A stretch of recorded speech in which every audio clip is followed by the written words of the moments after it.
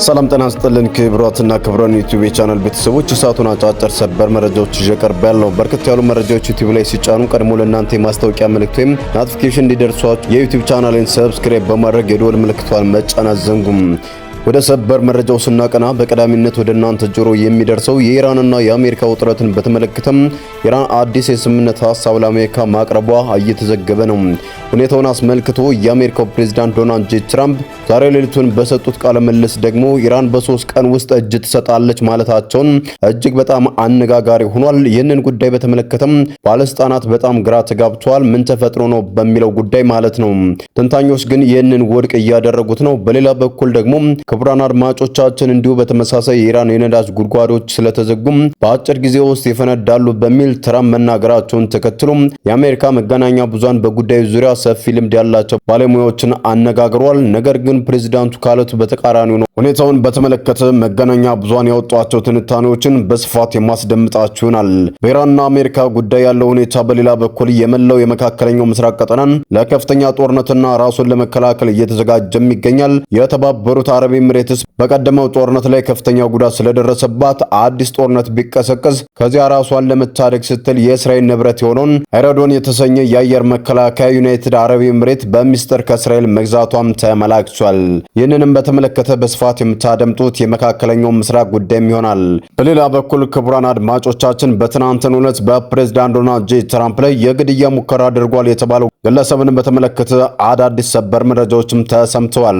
ይኸውም የግድያ ሙከራውን ለማድረግ ወደዚያ ከመሄዱ በፊት ለቤተሰቡ ሚኒፊስቶ በሚል ደፋሮችን ከዳተኞች ሌሎችንም ፈጽሞ አልታገስም የሚል ረጅም መልእክት ያለውና ባለስልጣናትን ለመግደል እንደሚያስብ የሚተነትን የኢሜል መልእክትም ለቤተሰቡ መላኩንና ቤተሰቡን ከጥቃቱ አስቀድሞ ለፖሊስ ማሳወቁም ተነግሯል።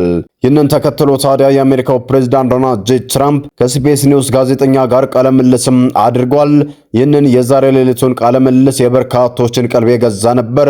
ጋዜጠኛዋ ትራምፕን የሚያበሳጭ ጥያቄ ጠይቀዋለች። ምክንያቱም የግለሰብ ወደዛ ከመምጣቱ በፊት ደፋሮችንና ከዳተኞችን አልታገስም ብሎ ነበር። ታዲያ ወደ እርሶ ነው የመጣው በሚል ላቀረበችው ጥያቄ ፕሬዝዳንቱ እጅግ በጣም በመበሳጨት እኔ ደፋሪ አይደለሁም እናንተ በጣም አሳፋሪ ጋዜጠኞች ስትባሉ ሲሉም ጋዜጠኛዋን እጅግ በጣም ጸያፍ በሆኑ ቃላትም ተጠቅመውም ሰድበዋታል። ከዚህም ባሻገር ደግሞ ለሌላው ሕዝብ ተጨንቀው ነበር ወይ ጥቃት በሚፈጸምበት ሰዓት በሚል ለቀረበላቸው ጥያቄ እኔ ለማንም አልጨነቅም እኔ በብደት ውስጥ የምኖር ሰው ነኝ የሚል ምላሽም መልሰዋል። ምላሾቻቸው ብዙዎችንም አስገርመዋል። የፕሬዝዳንቱን ቃለ ምልልስም ጨምሮ ቀደም ሲል ያስተዋወቅኳቸውን ዝርዝር መረጃዎች ላስደምጣችሁ ነው። አብራችሁን እስከ ፍጻሜው ቆዩም። በቅድሚያም የመካከለኛው ምስራቅ አክሲዮስ የዜና ወኪል የቅርብ ምንጮች ጠቅሶ እንደዘገበው ከሆነ ፕሬዝዳንት ዶናልድ ጄ ትራምፕን ምርጫ የሚያሳጣ አዲስ ሐሳብ ይዛም ኢራን ብቅ ማለቷም ተሰምቷል ብሏል።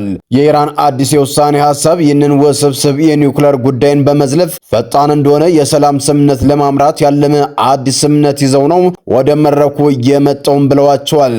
ይህ ኢራን ያመጣችው አዲሱ ስምምነት የሆርሙዝ ባህረ ሰላጤን እንደገና በፍጥነት ለማስከፈትና ጦርነቱን ለማስቆም የሚያስችል አዲስ የውሳኔ ሐሳብ ነው ለዩናይትድ ስቴትስ የቀረበው ከኢራን በኩልም ብሏል። የባለ እገዳውን ማንሳትና ጦርነቱን ማቆም በሚመለከት ፕሬዝዳንት ዶናልድ ጄ ትራምፕ ወደፊት በሚኖረው ድርድር ላይ ኢራን የዩራኒየም ማበልጸግ ስራዋን እንድታቆም ለማስገደድ ያላቸው መንደርደሪያ አቅም የባህር ላይ እገዳውን ማንሳትና ጦርነቱን ማቆም በሚመለከት ፕሬዝዳንት ዶናልድ ጄ ትራምፕ ወደፊት በሚኖረው ድርድር ላይ ኢራን የዩራኒየም ማበልጸግ ስራዋን እንድታቆም ለማስገደድ ያላቸውን የመንደርደሪያ አቅም ሙሉ በሙሉ የሚቀማቸው እንደሆነ ነው ሰነዱን ተመልክቻለሁ ያለው አክሲዮስ የዜና ወኪልና ሌሎችም የአሜሪካ መገናኛ ብዙሃን የዘገቡትም የኒውክሌርን ጉዳይ ርሱትና በእነዚህ ጉዳዮች ላይ እንስማማ በሚል ያተተው አዲሱ የኢራንን የስምምነት መልእክት በተመለከተም ፕሬዝዳንት ትራምፕ ከከፍተኛ የብሔራዊ ደህንነትና የውጭ ጉዳይ ፖሊሲ ቡድናቸው ጋር በዛሬው ዕለት በዋይት ሃውስ የሁኔታውን መገምገሚያዎች ክፍል ወይም ሲኖሩም ስለ ኢራን ጉዳይ ስብሰባ እንደሚካሄድም 3 የአሜሪካ ባለስልጣናት አረጋግጠዋል።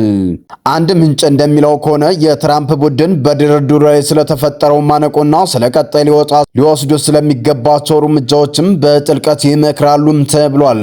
የአሜሪካው ፕሬዝዳንት ዶናልድ ጄ ትራምፕ ዛሬ ሌሊቱን ለፎክስ ኒውስ በሰጡት ቃለ ምልልስ ላይ እንዳመለከቱት የኢራን የነዳጅ ኤክስፖርትና መላው መካከለኛው ምስራቅን አንቆ የያዘው የባለ እገዳ የመቀጠል ፍላጎት እንዳላቸው ሲናገሩም ተደምጸዋል። በዚህም ኢራን በሚቀጥሉት ጥቂት ሳምንታት ውስጥ ተሸንፋ እጅ ትሰጣለች የሚል ተስፋ እንዳለችውም ትራምፕም አያይዘውም ገልጸዋል።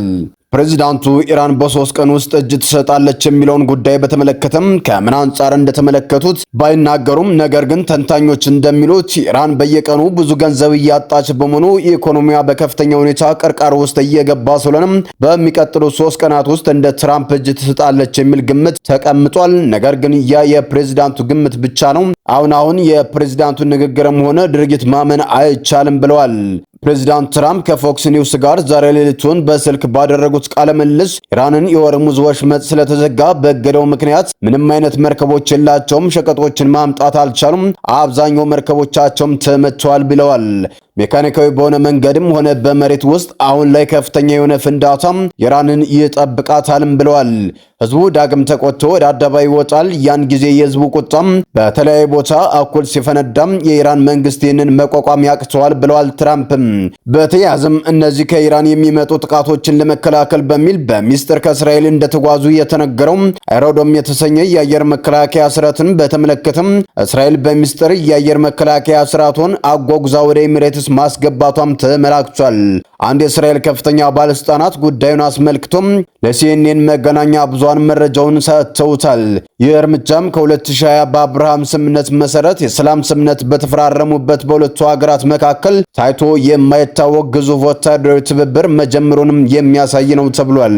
እስራኤል አይረን ዶም የተሰኘውን የአየር መከላከያ ስርዓቷን ለሌላ ሀገር አሳልፋ መስጠት ጉዳይ ላይ ብዙም አይታይም።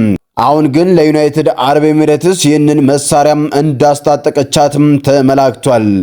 የእስራኤል ምንጭ ለአክሲዮስ ዜና ወኪል ያወጣውን ዘገባ ያረጋገጠ ሲሆን የእስራኤል ጠቅላይ ሚኒስትር ቤንያሚን ኔታንያሁ ከኤሚሬትስ ፕሬዝዳንት ሺህ መሐመድ ቢን ዛይድ ጋር በስልክ ከተነጋገሩ በኋላም የእስራኤል መከላከያ ሰራዊት አይዲኤፍ አንድ የአይረዶ ባትሪን ከነሙሉ አብራሮቹ ወደ ዩናይትድ አረብ ኤሚሬትስ እንዲላክ ትዕዛዝ መስጠታቸውም ተመላክቷል። ወደ ሌላኛው መረጃ ስናቀና በትናንትናው ዕለት በፕሬዝዳንት ዶናልድ ጄ ትራምፕ ላይ ወደ ተቃጣው የግድያ ሙከራ ስናቀና በአሜሪካ በውስጥ ፖለቲካ ውስጥ ከፍተኛ መናጥ የፈጠረና አሜሪካውያን ያስደነገጠው በፕሬዝዳንታቸው ላይ የተሞከረው የግድያ ሙከራን በተመለከተም በርካታ መገናኛ ብዙሃን ሰፊ ዘገባዎችን ያወጡ ሲሆን ዋይት ሃውስም ይህ አጋጣሚ ብቻ አይደለም ሲልም ገልጾታል።